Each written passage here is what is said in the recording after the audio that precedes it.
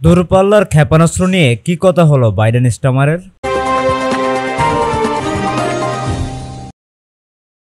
রাশিয়ার সীমানার ভেতরে ইউক্রেনকে দূরপাল্লার ক্ষেপণাস্ত্র হামলার অনুমতি দেওয়ার বিষয়ে কোনো সিদ্ধান্ত হয়নি। ওয়াশিংটনে যুক্তরাষ্ট্রের প্রেসিডেন্ট জো বাইডেনের সঙ্গে বৈঠকের পর এই নিয়ে কোনো ধরনের ইঙ্গিত দেননি যুক্তরাষ্ট্রের প্রধানমন্ত্রী কেয়ার স্টারমার।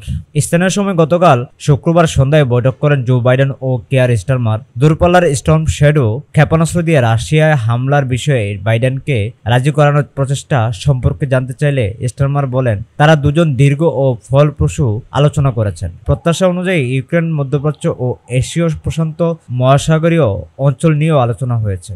হোয়াইট হাউস বলছে, রাশিয়াকে ইরান ও উত্তর কোরিয়ার প্রাণঘাতী অস্ত্র সরবরাহের বিষয়ে গভীর উদ্বেগ প্রকাশ করা হয়েছে।